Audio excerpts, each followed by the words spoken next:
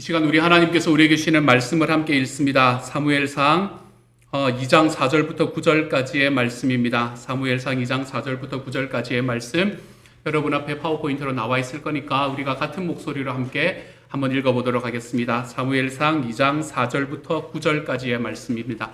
함께 읽습니다. 시작. 용사들의 활은 꺾이나 약한 사람들은 강해진다. 한때 넉넉하게 살던 자들은 먹고 살려고 품을 팔지만 굶주리던 자들은 다시 굶주리지 않는다. 자식을 못 낳던 여인은 7이나 낳지만 아들을 많이 둔 여인은 홀로 남는다. 주님은 사람을 죽이기도 하시고 살리기도 하시며 수올로 내려가기도 하시고 거기에서 다시 돌아오기도 하신다. 주님은 사람을 가난하게도 하시고 부유하게도 하시고 낮추기도 하시고 높이기도 하신다. 가난한 사람을 티끌에서 일으키시며 궁핍한 사람을 거름더미에서 들어올리셔서 귀한 이들과 한자리에 앉게 하시며 영광스러운 자리를 차지하게 하신다. 이 세상을 떠받치고 있는 기초는 모두 주님의 것이다. 그분이 땅덩어리를 기초 위에 올려놓으셨다. 주님께서는 성도들의 발걸음을 지켜주시며 악인들을 어둠 속에서 멸망시키신다. 사람이 힘으로 이길 수가 없다. 아멘. 요즘 세계는 참 많이 힘들어지고 있는 것 같습니다. 아까 장로님 기도에서도 이야기가 되었지만 참으로 많은 어려움과 참으로 많은 전쟁의 소식들이 우리들의 삶에 들려오고 있는 것 같아요. 그래서 오늘은 저는 여러분과 이 말씀을 함께 나누고 싶었습니다. 그리고 이 말씀을 함께 나누면서 하나님께서 우리에게 말씀하시는 지금 이 시대에 우리가 하나님 앞에 나아가야 되는 길이 어디인지를 다시 한번 확인해 보고 싶은 시간이 되었으면 좋겠다라는 마음이 제 마음에 있어서 오늘 이 말씀을 여러분과 함께 나눕니다. 오늘의 말씀에서 우리는 한 여인의 찬양을 듣게 됩니다. 이 여인의 이름은 한나라는 여인이었습니다. 한나라는 여인의 찬양이 오늘의 말씀에 우리가 읽은 이 본문이 되는 것이지요. 그녀의 찬양은 그녀의 삶과 떨어질래야 떨어질 수 없는 밀접한 관련을 맺고 있었을 겁니다. 살아왔던 삶이 다르고 그의 입술에서 나오는 이야기가 다른 그런 삶을 살지는 않았던 여인이었기 때문이었습니다. 그뿐만이 아닙니다. 이 한나의 찬양은 그녀가 살았던 시대를 대표하고 있을 뿐만 아니라 이후에 벌써 거의 1000여 년 후에 예수님의 어머니인 마리아의 찬양으로 이어지기 때문에 이 찬양은 우리에게 참 아름다운 모습을 보여주고 있는 노래가 됩니다. 갑자기 마리아의 찬양이라고요? 직접 여러분이 한번 판단해 보십시오. 마리아의 찬양은 이렇습니다. 같이 한번 읽어보십시다. 아까 본문을 잊어버리기 전에 누가복음 1장 51절부터 53절입니다. 같이 한번 읽어보십시다. 시작. 그는 그 팔로 권능을 행하시고 마음이 교만한 사람들을 흩으셨으니 제왕들을 왕좌에서 끌어내리시고 비천한 사람을 높이셨습니다. 줄인 사람들을 좋은 것으로 배부르게 하시고 부한 사람들을 빈손으로 떠나보내셨습니다. 아멘. 어떻습니까? 아까 우리가 처음에 읽었던 본문과 굉장히 비슷하지 않습니까, 여러분? 그래서 구약 성경의 사무엘상에 나오는 이 한나의 찬양은 성경에서 예수님의 사건의 전조를 보여주는 노래로 자리매김하고 있습니다. 이 구약 성경의 말씀이 신약 성경의 말씀에서 이어짐으로 인해서 결국 예수님을 이야기하는 그 메시지로 우리에게 자리매김하고 있지요. 사실 이 한나의 찬양은 이 사무엘상 2장 1절부터 10절까지 전체의 본문 속에서 나타나 있습니다. 그런데 이 전체 내용의 가장 핵심적인 내용, 가장 핵심적인 포인트를 말해주고 있는 것이 바로 오늘 우리가 읽었던 4절부터 9절까지의 말씀이라서 저는 여러분과 오늘 이 말씀만을 가지고 이야기를 함께 나누어 보고자 합니다. 먼저 4절의 말씀은 우리에게 이렇게 말합니다. 같이 한번 읽어보십시다. 시작. 용사들의 활은 꺾이나 약한 사람들은 강해진다. 아멘. 한나는 하나님 앞에 드린 간절한 기도로 자기의 아들을 낳게 되었는데 그 아들이 하물며 사무엘이었습니다, 여러분. 하물며 사무엘이었습니다. 저는 제 아들만 해도 가슴이 든든한데 사무엘을 아들로 얻었으면 얼마나 가슴이 든든했을까요? 그렇죠?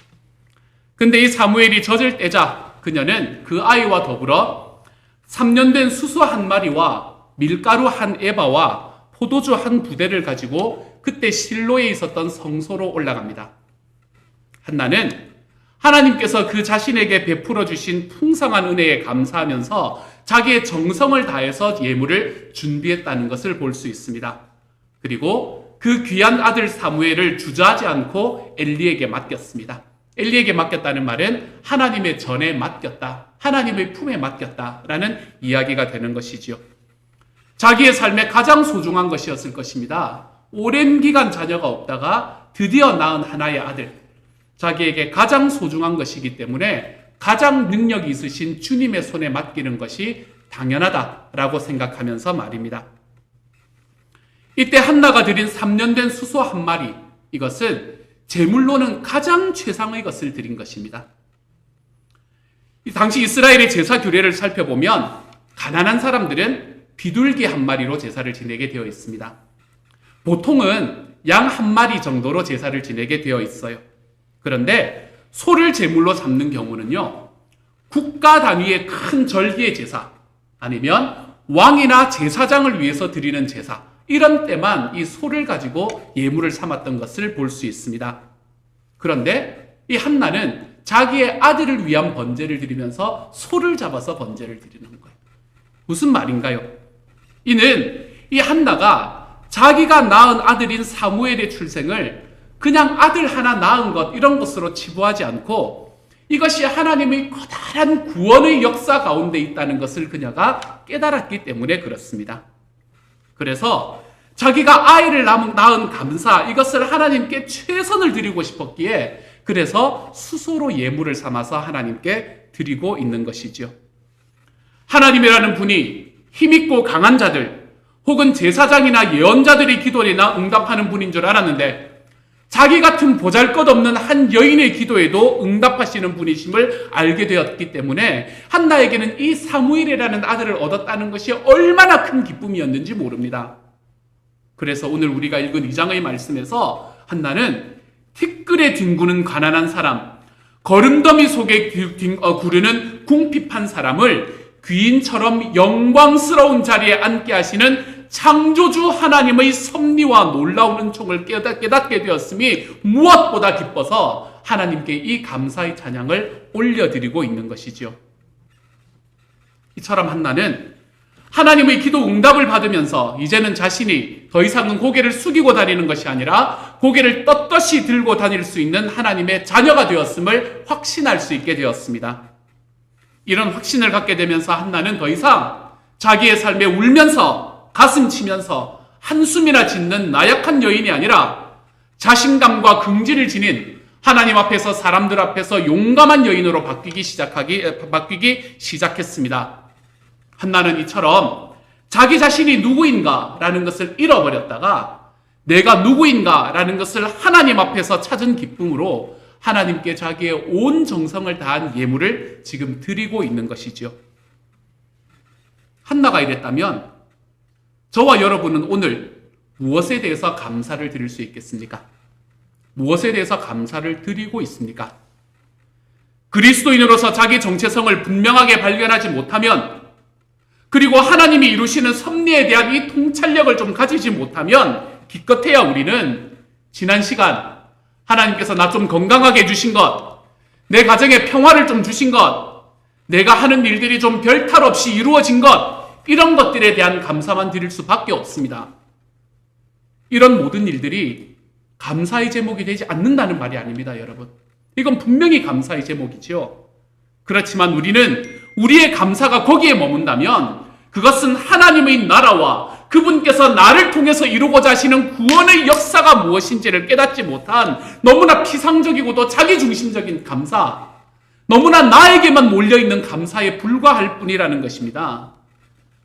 한나가 약했듯, 한나가 어려웠듯, 한나가 보잘것없었듯 저와 여러분도 약하고 보잘것없는 죄인이었지만 하나님께서는 자기의 아들이신, 자기의 특별한 은총인 예수 그리스도의 십자가를 통하여 우리를 구원하여 주셨기 때문에 우리는 이제 내 자신이 가지고 있는 어떤 것으로 나아가는 것이 아니라 내 주님과 같이 걸어갈 수 있는 길을 걸어갈 수 있는 하나님의 자녀가 되어버렸습니다. 이것을 분명히 알고 하나님의 자녀답게 우리의 삶 속에서 좀 긍지와 자부심을 가지고 주님을 영화롭게 하며 내가 살아가는 이 땅에 하나님의 나라를 실천하며 살아가는 삶, 하나님께서는 이러한 삶의 방식을 우리에게 맡겨주셨지요. 우리가 하나님의 사랑받는 자녀라는 자기의 정체성을 분명하게 깨달을 때에 우리는 구원받은 삶의 감격을 그때에서야 비로소 맛볼 수 있게 됩니다. 그 정체성이 분명해질 때 우리가 가지고 있는 감사에는 그냥 내가 가지고 있는 나의 삶에 있는 나의 조건으로 인한 감사, 그것을 넘어서는 하나님께서 나에게 주시는 놀라운 감사의 능력이 거기에서 발견될 수 있게 되는 거지요.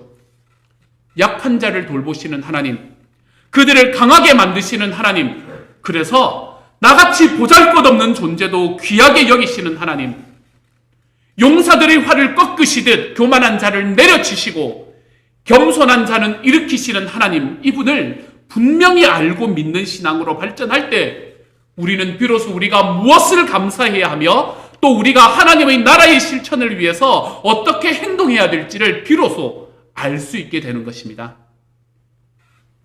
그러므로 이 말씀은 한나의 이야기에서만 나타난 이야기는 아닙니다.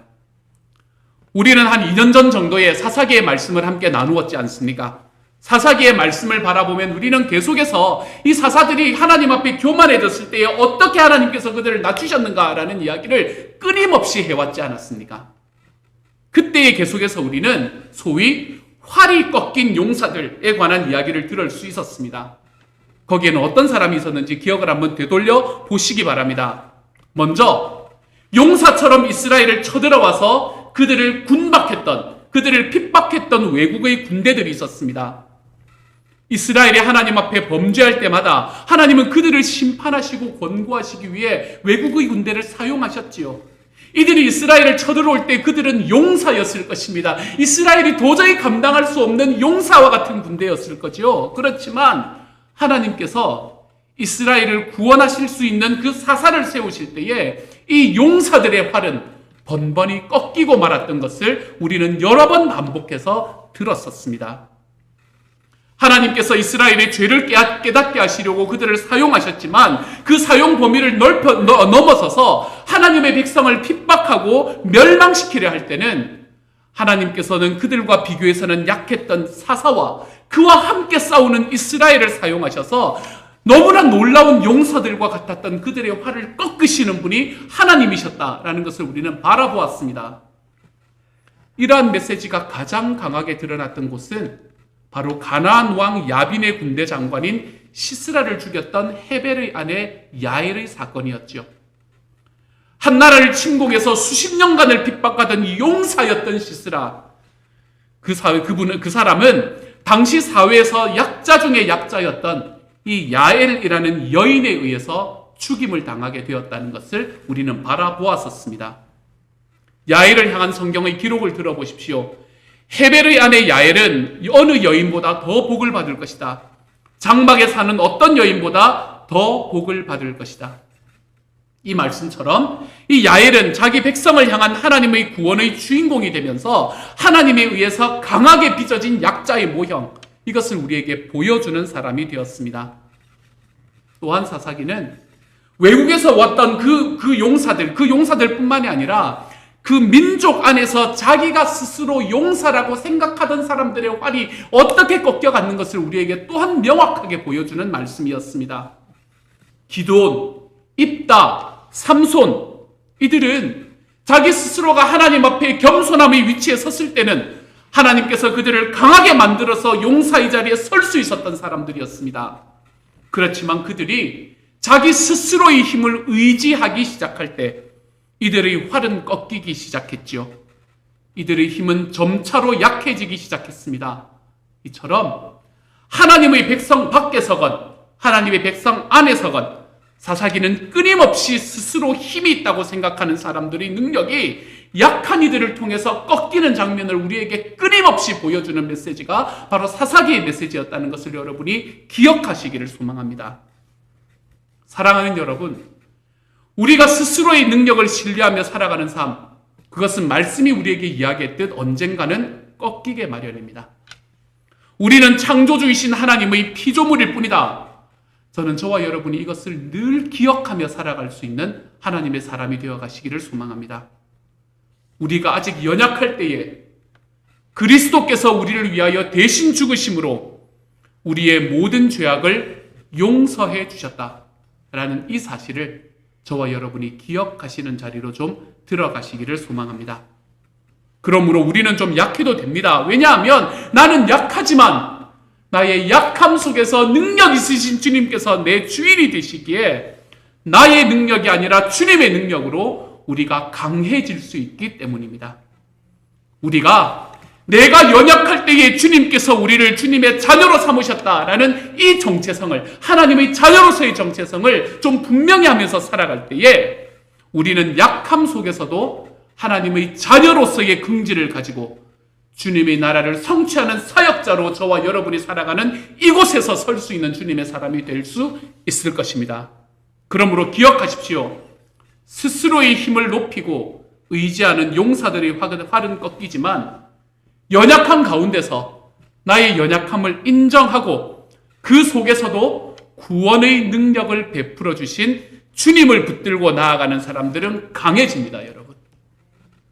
이 주님의 이상한 진리가 저와 여러분 모두의 삶에 좀 기쁨으로 경험될 수 있는 이번 한 주가 되어 가시기를 우리 주님의 이름으로 축복합니다. 이와 같이 한나의 찬양을 살펴보면서 우리는 한나가 경험한 하나님은 모든 것을 뒤집어 엎으시는 하나님이라는 것을 볼 수 있습니다. 그녀는 세 가지의 뒤집어 엎는 과정을 우리에게 노래하고 있지요. 4절에서는 용사들의 활은 꺾이지만 약한 사람들은 강해진다. 뒤집어 엎는 거지요, 그렇죠? 5절에서는 나오미와 룻처럼 한때 넉넉하게 살던 자들은 먹고 살려고 품을 팔고 굶주리던 자들은 다시 굶주리지 않는다. 뒤집어 엎는 겁니다. 또한 세 번째로는 한나 자신처럼 전에 자식을 낳지 못하던 여인은 7이나 낳지만 아들을 많이 둔 여인은 홀로 남게 될 것이다. 뒤집어 엎는 하나님에 관한 이야기를 계속해서 해주고 있습니다. 이처럼 한나의 노래에서 두드러지는 것은 지금 우리가 살아가는 이 현실의 질서를 뒤집어 엎으시는 하나님의 역사, 이것을 우리에게 보여주고 있습니다. 세상의 보이는 질서 속에서 있어 보이고 강해 보이는 것들이 스스로를 의지하고 교만하고 오만해지는 것을 하나님께서는 뒤집어 엎으시는 분이라는 겁니다. 반면에 연약하고 가난한 자들은 하나님 앞에서 위로와 영광을 얻는 자리로 들어가게 되는 것이죠. 이것이 하나님께서 세상 속에서 일하시는 하나님의 통치의 특징입니다. 불의한 시대에 연약한 사람들이 신음하는 시대에서 하나님만을 의뢰하고 구원을 기다리는 백성들이 나타날 때 그들에게 마침내 구원이 임하게 된 사건을 우리는 성경 속에서 얼마나 자주 찾아볼 수 있게 되는지 모릅니다. 아브라함이 그랬지 않습니까? 요셉이 그랬지요. 그리고 그에게서 모세로 이어진 구원은 이스라엘의 사사들의 성공과 실패를 거쳐서 나오미와 룻, 그리고 오늘의 본문의 한나로 이어졌습니다. 그리고 주님의 구원의 역사는 여기서 멈추지 않고 이들에게서 의로운 왕이었던 다윗이 등장하게 만들었고, 그로 말미암아 하나님은 그때까지의 모든 불의를 끊어버리고 하나님의 공의를 세우는 거룩한 나라를 다윗을 통해서 이루어 가려고 하셨지요. 그렇지만 이런 소망들은 오늘날을 살아가는 하나님의 백성들에게도 동일한 소망이 되어야 합니다. 왜냐하면 오늘 우리가 읽은 한나의 노래가 신약에서의 마리아의 노래로 연결되기 때문입니다. 우리가 설교의 시작 때 읽었던 것처럼 예수님께서 오셔서 세우시는 하나님의 나라가 바로 한나가 소망하는 그 나라입니다. 세상의 약한 자들을 택하여 강한 자들을 부끄럽게 하는 나라. 여러분, 우리에게는 이런 소망이 있습니까? 혹시 나는 아직도 강함과 능력과 힘만을 숭상하고 있는 사람은 아닙니까? 어떤 왕비가 시녀에게 혁명이 무엇이냐라고 물었답니다. 그랬더니 그 시녀가 그렇게 대답했답니다. 왕비님이 시녀가 되고 제가 왕비가 되는 것입니다. 라고요. 이 시녀가 어떻게 됐는지는 아무도 모릅니다. 한나의 노래와 똑같습니다, 여러분. 하나님이 이처럼 현실의 질서를 뒤집어 엎는 하나님이 되시는 이유가 무엇입니까? 그것은 이 땅에 살아가는 부자와 강자들을 겸손하게 하시기 위해서입니다. 그러므로 사랑하는 여러분, 우리가 살아가는 삶에서 우리가 누리는 영화가 한이 없을 거라고 생각하지 마시기 바랍니다. 내가 마치 하나님이나 된 것처럼 힘자랑하지 마시기 바랍니다. 그 힘을 자기의 탐욕을 위해 사용하지 마시기를 소망합니다. 부자의 겸손함은 자신의 재산을 이웃을 위해서 쓸 때에 나타납니다. 강자의 겸손함은 그 힘을 약자를 보호할 때에 나타나게 되어 있습니다. 한나와 마리아의 노래에 나오는 하나님은 공평하신 하나님입니다. 공평함을 만들기 위해 지금 우리가 살아가는 이 땅의 현실의 질서를 뒤집어 엎으시기까지 하시는 분, 그분이 바로 하나님이라는 것입니다. 하나님은 약자가 바닥에만 늘 있도록 만들지 않습니다. 언젠가는 그를 다시 높이십니다. 그렇다면 약자가 되고 가난한 때 낙심하지 않을 수 있습니다. 내 삶이 한나와 같은 때에도 나의 삶을 보호해 줄 수 있는 것이 하나도 없는 것 같은 그런 상황 속에서도 우리는 원망하며 이를 갈지 않고 하나님이 높이실 때를 기도함으로 기다릴 줄 아는 사람이 될 수 있는 것이죠. 높은 것은 낮추고 낮은 것은 높이시는 것이 하나님의 공평입니다. 그러므로 내가 낮아졌을 때는 나를 갈고 닦으며 기도하여 내가 올라갈 때를 준비해야 합니다. 반면에 내가 높아졌을 때는 하나님께서 나에게 주신 그 힘을 좀 잘 사용하며 겸손한 자리로 걸어갈 줄 알아야 합니다. 사랑하는 여러분, 여러분은 지금 낮아진 위치에 놓여 있습니까? 예전에는 높았음을 기억하십시다. 지금은 높은 자리에 있는 사람이 여겨지십니까? 여러분은 곧 낮아질지도 모릅니다. 그러므로 항상 우리의 삶에서 겸손하고 감사함의 자리를 걸어갈 수 있는 저와 여러분이 되어 가십시다. 용사들의 활은 꺾으시고 약한 자들은 강하게 만드시는 이 하나님의 공평하심의 은혜가 저와 여러분의 삶을 기다림과 겸손의 삶으로 이끌어갈 수 있기를, 그런 한 주가 되어갈 수 있기를 우리 주님의 이름으로 축복합니다. 5절의 말씀은 또한 우리에게 이렇게 말합니다. 함께 한번 읽어보십시다. 5절의 말씀 함께 읽습니다. 시작. 한때 넉넉하게 살던 자들은 먹고 살려고 품을 팔지만 굶주리던 자들은 다시 굶주리지 않는다. 자식을 못 낳던 여인은 7이나 낳지만 아들을 많이 둔 여인은 홀로. 아멘. 아까도 잠깐 말씀드렸지만 이 말씀은 누구를 떠올리게 합니까? 먼저 앞부분은 룻을 떠올리게 합니다. 넉넉하게 살던 자들은 엘리멜렉의 가족을 이야기하는 것이겠지요. 그들은 원래는 베들레헴에서 살아가면서 자기의 삶에 먹고 살기에 충분한 수확을 거두면서 살았습니다. 그렇지만 그들은 결국 기근으로 인해서 모압으로 건너갔고 그곳에서 죽음을 맞이했지요. 그리고 그 땅에 남은 두 여인 나오미와 룻은 그곳에서 10년이 지난 후에 다시 베들레헴으로 들어와서 먹고 살려고 품을 팔게 되었습니다. 그렇지만 하나님께서는 이처럼 굶주리던 두 여인에게는 먹을 양식과 구원자 보아스를 허락해 주셨습니다. 그래서 이들은 다시는 굶주리지 않을 수 있게 되었지요. 이것이 이 말씀의 앞부분에 나오는 스토리, 그 스토리가 말하는 이야기입니다. 후반부의 말씀은 누구를 떠올리게 하나요? 한나 자신을 떠올리게 합니다. 한나는 남편 엘가나의 사랑을 듬뿍 받았지만 아기를 낳지는 못했습니다. 엘가나의 다른 부인인 브닌나는 자녀들을 낳아 큰소리 치면서 큰소리 뻥뻥 치면서 항상 한나를 구박했습니다. 한나의 이름은 풍성한 은혜라는 뜻이거든요. 풍성한 은혜라는 뜻을 가진 한나라는 이름에 어울리지 않게 하나님께서는 그에게 아기를 주시지 않으셨어요. 엘가나는 매년 한 번씩 두 아내를 데리고 실로에 있는 성소에 올라가 제사를 드리고는 했는데 그때마다 한나는 울기만 하고 아무것도 먹지를 않는 겁니다. 남편은 비록 한나가 아기를 낳지 못하여서도 그를 지극히 사랑해주는 사람이었습니다. 그러나 그럴수록 한나는 더 괴로웠고 미안한 마음을 주체할 길이 없었지요. 요즘에는 전혀 그렇지 않습니다, 여러분. 요즘에 이런 생각을 혹시라도 하시면 머릿속에서 딱 내려 두시기를 소망합니다. 요즘에는 전혀 그렇지 않지만 옛날에는 여자가 결혼하여 아기를 낳지 못한다는 것은 집안의 대를 끊어놓는 일이고 가문을 약화시키므로 결국 하나님께 죄를 범하는 것으로 간주되었었습니다. 한나는 몇 년을 그렇게 지내다가 이제는 더 이상 견디지 못하겠다라는 심정으로 성소에 올라가 하나님께 홀로 간절하게 기도를 드렸지요. 이렇게요. 만군의 주님, 주님께서 주님의 종이 이 비천한 모습을 참으로 불쌍히 보시고 저를 기억하셔서 주님의 종을 잊지 않으시고 이 종에게 아들을 하나 허락하여 주시면 저는 그 아이의 한평생을 주님께 바치고 삭도를 그의 머리에 대지 않도록 하겠습니다. 라고요.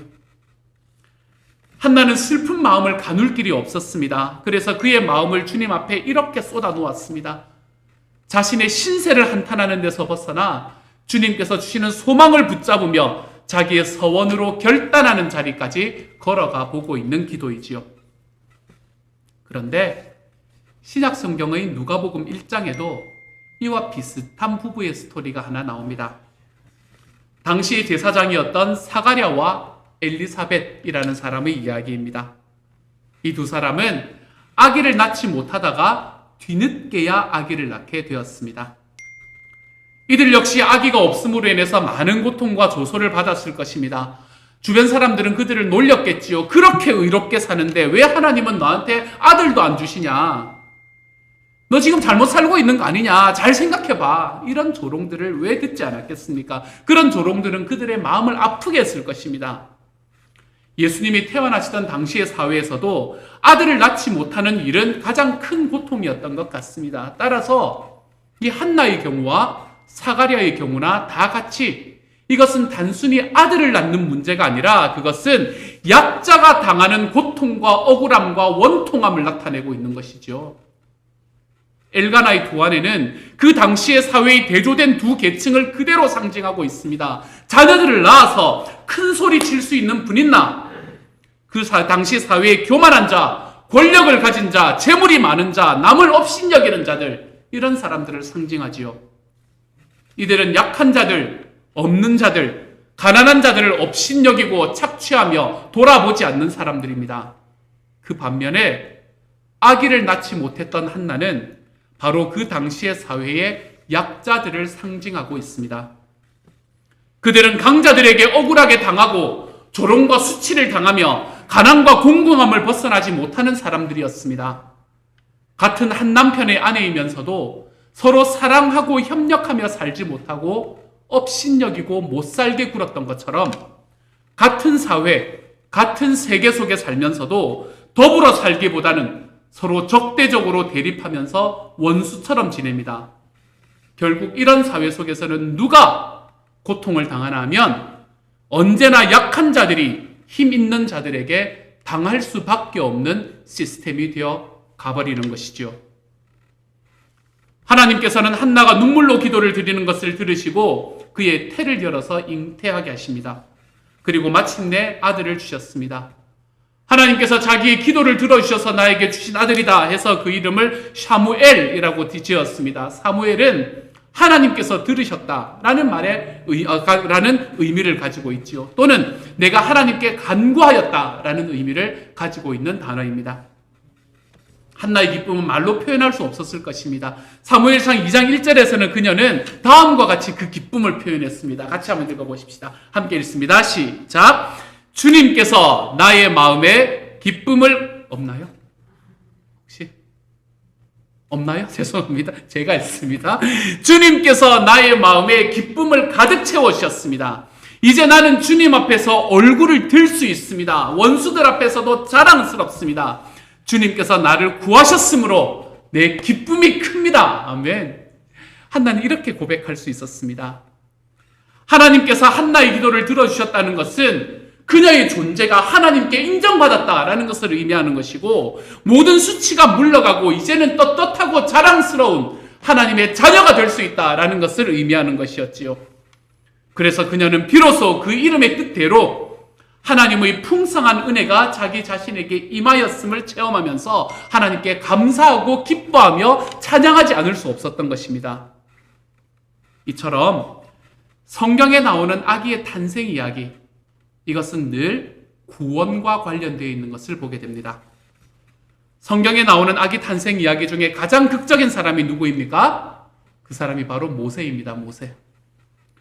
그는 히브리인의 아들로 태어나서 히브리인 아들이면 나일강에 빠뜨려 죽이라는 당시 이집트의 법 때문에 죽을 뻔하다가 오히려 바로의 공주의 아들로 자라났고 결국 80세가 되어서는 하나님의 부르심을 좇아서 히브리인들을 출애굽시키는 위대한 지도자가 되었지 않습니까?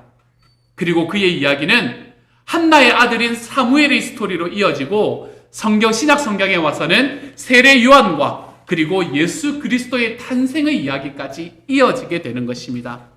이 아기들의 탄생, 이것은 하나님의 구원의 표징입니다. 그리고 그들을 통해서 주님이 역사 속에서 개입하고 계신다라는 것을 보여주는 증거들이었죠.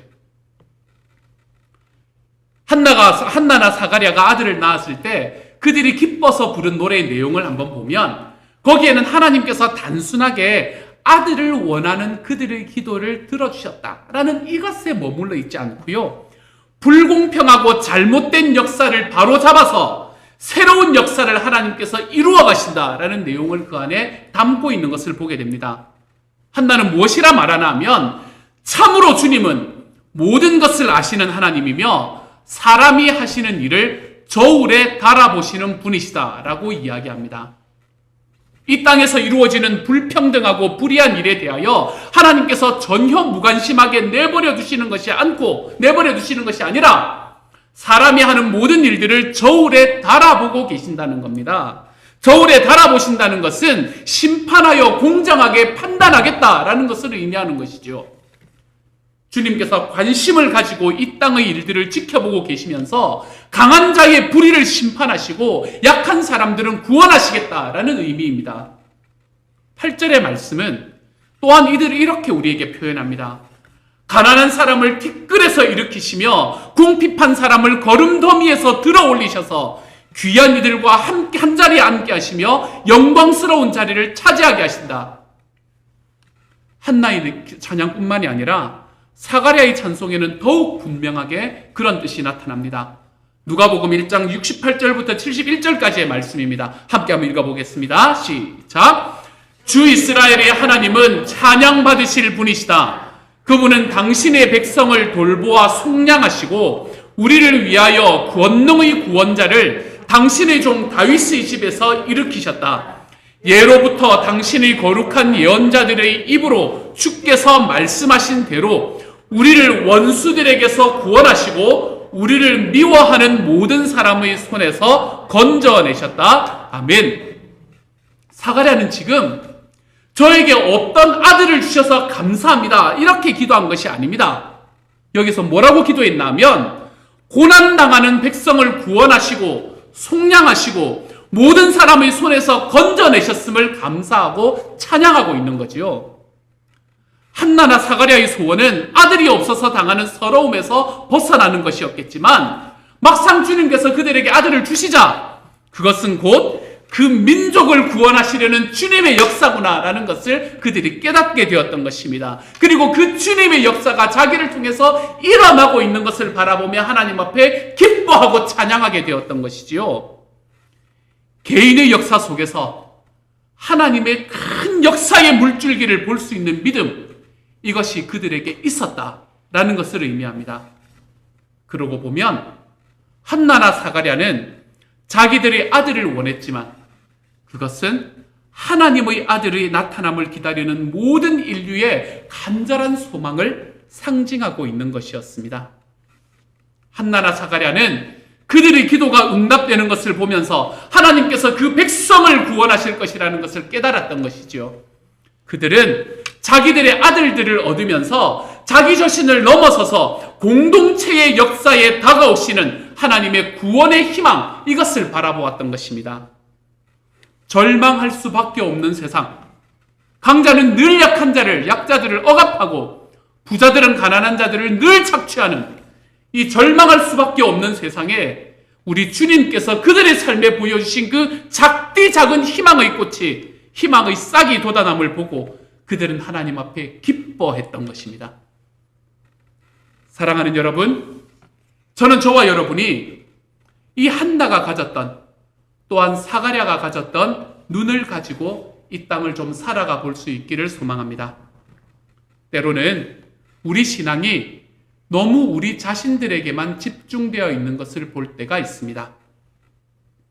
우리가 좀 더 신앙의 폭을 넓혀 고난당하는 이 땅의 사람들의 울부짖음에 응답하며 그들을 구원하시는 하나님을 알고 소망하며 감사의 찬송을 부르는 자리까지 좀 나아갈 수 있기를 소망합니다. 십자가에 달리신 예수 그리스도를 바라보면서 나를 위해서 저렇게 고난받으셨구나 감사하면서 눈물 흘리는 것도 중요합니다. 그러나 거기에서 머물러서는 안 됩니다. 나를 구원하신 주님의 십자가와 부활은 첫사람 아담 이후 지금까지 있어왔던 그리고 앞으로도 있을 고난당하는 사람들의 한숨과 탄식과 눈물의 부르짖음에 대한 주님의 응답이다 라는 사실을 깨닫는 자리까지 좀 나아갈 줄 알아야 합니다. 내 주변에서 아직 주님의 구원의 계획을 알지 못해서 살아있지만 죽은 사람 같은 그런 사람이 되어 있는 이들을 향해 우리가 한 걸음을 디뎌내 볼 줄 알아야 할 것입니다. 또한 정의롭지 못한 사회의 문제로 고난당하고 있는 이들을 향해서도 우리의 한 걸음을 좀 내디뎌 볼 줄 알아야 할 것입니다. 주님의 구원은 나를 넘어 우리를 향해서 있다는 것. 내게 주신 주님의 구원은 절망을 향해 달려가는 것 같은 공동체의 역사 가운데서도 우리 주님이 만들어내시는 소망의 싹을 틔울 수 있는 능력이 있다는 것을 기억하시기를 소망합니다. 이처럼 주님의 구원에 대한 개인적이고 공동체적이고 또한 역사적인 눈을 가지고 우리의 삶을 한 걸음씩 한 걸음씩 살아가보는 주님의 사람이 좀 되어갈 수 있기를 우리 주님의 이름으로 축복합니다. 제가 신앙의 폭을 넓혀 고난당하는 사람들의 울부짖음에 응답하는 하나님의 사람이 되자라고 말씀드렸으니 마지막으로 한마디만 더 붙이려고 합니다. 모든 것을 뒤집어 엎으시는 하나님의 모습은 한 사람, 우리 각 사람의 개인에게서만 나타나는 것이 아닙니다. 우리 주변에서 고난당하며 울부짖는 VIP들을 향해서 나아가는 모습에서도 우리는 이것을 성취할 수 있게 됩니다.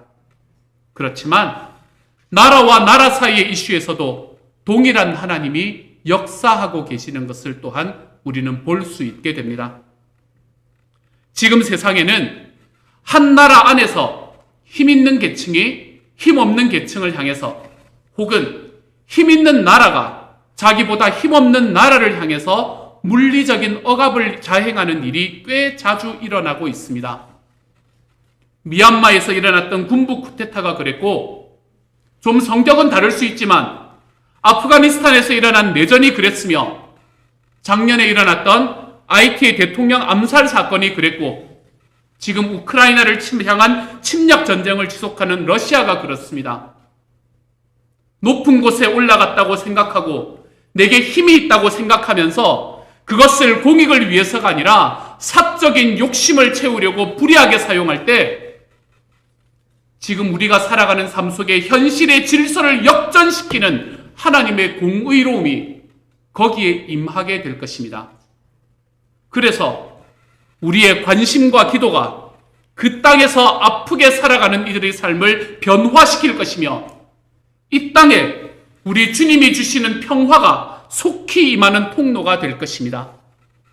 이 기도와 관심의 자리, 여기에서 멀어지지 않으므로 우리 주님께서 저와 여러분을 향해서 또한 우리가 살아가는 이 모든 세상을 향해서 부어주시는, 그래서 우리들 한 개인을 통해서 온 세상을 바꾸는 능력으로 하나님께서 변화시키실 수 있는 그런 하나님의 통로가 되어가 보시기를 우리 주님의 이름으로 축복합니다. 이 시간 한 2분 정도 말씀 응답해서 함께 기도하며 한번 나아갑니다. 세 가지를 여러분에게 던져드립니다. 약함 가운데서도 주님의 자녀로서의 정체성을 가지고 살아가므로 내 삶에 대한 긍지를 좀 가질 수 있기를 기도하십시다. 코비드의 기간을 건너가며 우리 스스로에 대한 어려움, 나 자신에 대한 내 자신으로 계속해서 들어감으로 인해서 우리 스스로를 정말 비하하는 일들이 우리에게 얼마나 많아지는지 모릅니다. 우울증이 점점점 많아지는 시대라고 말합니다. 벗어나십시오, 여러분. 내 주님의 자녀로서의 정체성이 있기 때문에 내 삶에 대한 긍지를 세우며 살아갈 수 있습니다. 이것을 하나님 앞에 고백하시는 시간이 되기를 소망합니다. 높아졌다고 생각하면 낮아질 수 있다는 겸손으로, 낮아졌다고 생각하면 나를 갈고 닦으며 기도하여 올라갈 때를 준비하는 사람으로 걸어갈 수 있기를 기도하십시다. 마지막으로 우리의 신앙이 우리 자신에게만 집중되는 것이 아니라 고난당하고 있는 이 땅의 사람들의 울부짖음에 응답할 수 있기를 위해서 기도하십시다.